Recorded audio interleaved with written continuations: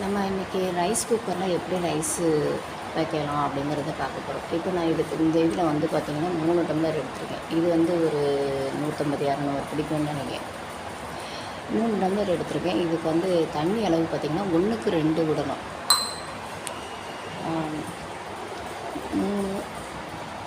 3 கரெக்டாக அளவு. குக்கர்லலாம் எப்படி வைப்பீங்களோ அது மாதிரி இது அந்த ரேஷியோவில் கூட நீங்கள் எடுத்துக்கணும். ஒரு வேளை நீங்கள் எக்ஸ்ட்ரா ஒரு 1/2 டம்ளர் விடுவேன் இந்த மாதிரி அப்படின்னா அதிகமாக வந்துடுச்சா சரி பரவாயில்ல. 1/2 டம்ளர் விடுறதுனால இன்னும் பிரச்சனை இல்லை. இப்படி விட்டுக்கோங்க. விட்டுட்டு இந்த பாத்திரத்தை தூக்கி அப்படியே இதில் வைக்கணும். வச்சுட்டு நான் இதில் வந்து கொஞ்சம் சமைக்கும் போது உப்பு கொஞ்சம் ஆட் பண்ணிக்கிறேன்.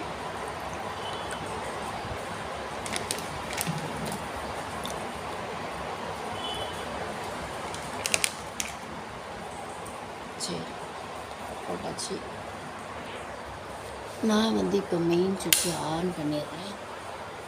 ஆன் பண்ணிவிட்டு இங்கே நமக்கு வார்னிங் இது காமிக்குது. அப்புறம் நான் குக்கிங்காக இந்த பட்டனை கீழே நோக்கி இறக்குறேன். இப்போ எனக்கு வந்து இங்கே குக்கிங் ரெடி ஆகிக்கிட்டுருக்கு. இது சூடாக ஆரம்பிச்சிருச்சு. இப்போ நான் கடைசியாக உப்பு போட்டேன் பார்த்தீங்களா, அதனால் இதை ஒரு ஆட்டம் நான் போட்டுக்கிறேன். கிளறட்டாலும் ஒன்றும் பிரச்சனை இல்லை. அது கொதிக்கும்போது உப்பு வந்து எல்லா பக்கம் மிக்ஸ் ஆகிரும். அப்படியே தூக்கி நம்ம இதை மூடி வச்சுக்கலாம். கொஞ்சம் நேரம் வெயிட் பண்ணுவோம். குக் ஆகட்டும். அது குக் ஆகி முடிச்சிடுச்சு அப்படின்னா அதில் நீர் பசங்கள்னா இந்த ரெட் லைட் ஆஃப் ஆகி இங்கிட்ட இந்த ஆரஞ்சு கலர் ஆஃப் ஆகும். இந்த பட்டன் கீழே இருக்கிற பட்டன் மேலே தூக்கிக்கூடும். இல்லை நீங்கள் அதிகமாக தண்ணி விட்டுருந்தோம் அப்படின்னா இந்த கேப்பில் இருந்து தண்ணி கொஞ்சம் வெளியே வர ஆரம்பிச்சிடும். மூடி போடாமல் இருந்திங்கன்னா அப்படியே தண்ணி வந்து உள்ளுக்கே என்னது நத்தி போய் இருக்கும். சரிங்களா? ஒரு சிலருக்கு வந்து ஒரு சில நேரம் அடிப்பிடிக்கிறதுக்கு கூட சான்ஸ் இருக்குது. நீர் பசம் போய் அடுப்பில் வச்சுக்கிட்டே இருந்தோம்னா அது வந்து அடிப்பிடிக்க வாய்ப்பு இருக்குது. மேலே நீர் இருக்கும், அடியில் நீர் இருக்காது. சரி, நம்மளுக்கு இன்றைக்கி எப்படி வருதுன்னு பார்க்கலாம் வெயிட் பண்ணி. நம்மளுக்கு இப்போ வந்து இது வந்து என்ன சொல்கிறது, சூடாகிக்கிட்டுருக்கு. இந்த மேலெல்லாம் பாருங்கள் கொதிக்கிறது தெரியுதா?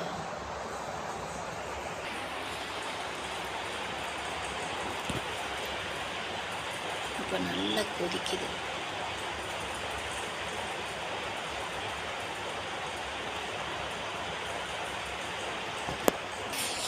இது இப்படி தான் ஒவ்வொரு நேரம் அப்படியே பொங்கி வெளியில் வர்ற மாதிரி ஆயிரும். அப்போது தண்ணியில் அந்த இப்போ பாருங்கள் இது சொட்டுட்ருக்கா, அது மாதிரி வடிஞ்சு நிறைய வெளியே வந்துடும். அதனால் நான் வந்து மூடியை வெளியே எடுத்து வச்சிட்டேன். கொஞ்சம் குக் ஆகட்டும். ஏன்னா நான் இப்போ ஒரு 1/2 டம்ளர் எக்ஸ்ட்ரா விட்டுருந்தேன் பாருங்கள், அதனால தான் குக் ஆகி வெளியே வருது. கரெக்டாக விட்டுருந்தேன்னா வெளியே வராது. இது மேலே பார்த்தா தண்ணி இல்லாத மாதிரி இருக்குது.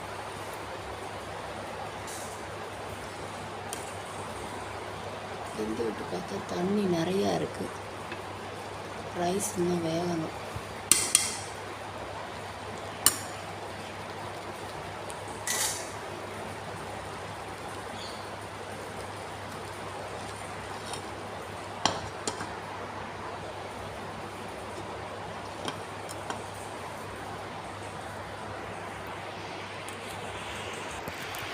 இன்னும் ஃபியூ மினிட்ஸில் நமக்கு வந்து சமையல் ரெடி ஆகிடும்.